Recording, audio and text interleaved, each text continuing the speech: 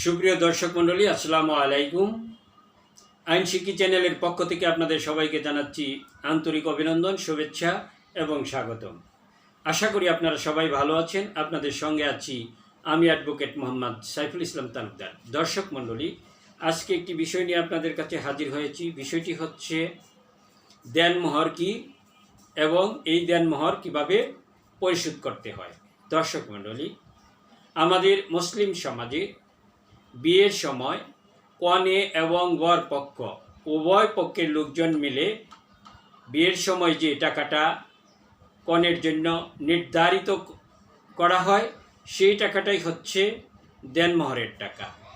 এই টাকা ইসলামী শরীয়ত এবং বাংলাদেশের আইন উভয় দিক থেকেই স্বামীর কাছে এই টাকাটা পরিশোধ করা বাধ্যতামূলক।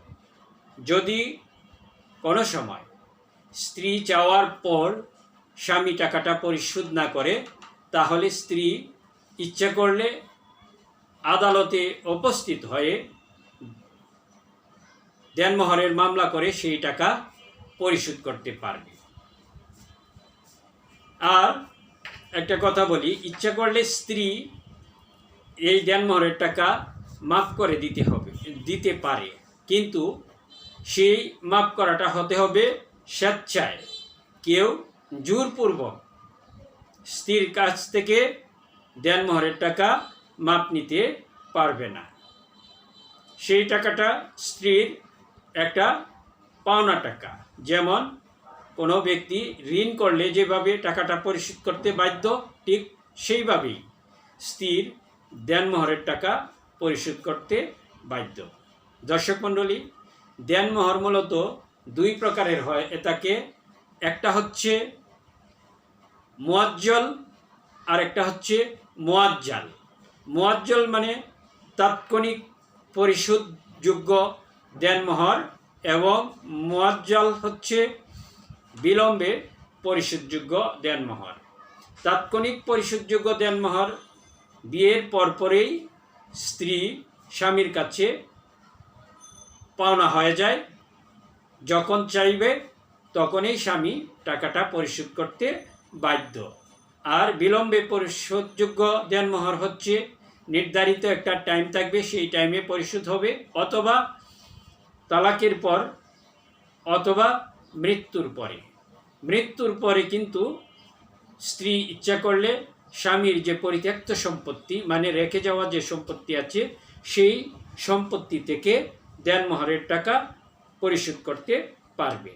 আর এই পরিত্যক্ত সম্পত্তি ভাগবাটোয়ারা করার পূর্বেই কিন্তু স্ত্রীর দেনমোহরের টাকা আগে পরিশোধ করতে হবে। দর্শক মণ্ডলী, আরেকটা বিষয় বলে রাখি। এখানে একটা বিষয় আছে যে অনেক সময় সেটা বলা দরকার আছে যে যদি স্বামী স্ত্রী হিসেবে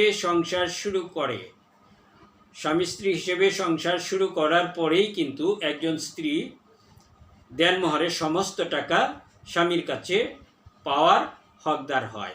আর যদি স্বামী স্ত্রী হিসেবে সংসার শুরু করার পূর্বেই কোনো কারণে সংসার বিচ্ছেদ হয়ে যায়, যদি তাদের বিচ্ছেদ হয়ে যায়, যে কোনো কারণেই হোক, সেটা তালাকের মাধ্যমে হোক অথবা মৃত্যুর কারণেই হোক, তাদের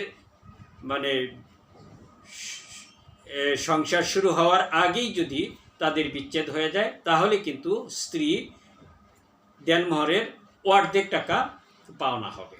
দর্শক মণ্ডলী, আশা করি আপনারা বিষয়টা বুঝতে পেরেছেন। তারপরেও যদি কোনো প্রশ্ন থাকে আপনারা আমাকে কমেন্টসে জানাতে পারেন। আর আমার ভিডিওটা যদি আপনাদের কাছে ভালো লেগে থাকে তাহলে আমার ভিডিওটিতে লাইক, কমেন্টস এবং শেয়ার করতে ভুলবেন না। আর আমার আলোচনা যদি আপনাদের কাছে ভালো লাগে তাহলে আমার চ্যানেলটিকে সাবস্ক্রাইব করে আপনাদের পাশে থাকার সুযোগ করে দিন। আজ এই পর্যন্তই, দেখা হবে নতুন কোনো পর্বে। সেই পর্যন্ত আপনারা সবাই ভালো থাকেন, সুস্থ থাকেন। খোদা হাফেজ। আসসালামু আলাইকুম।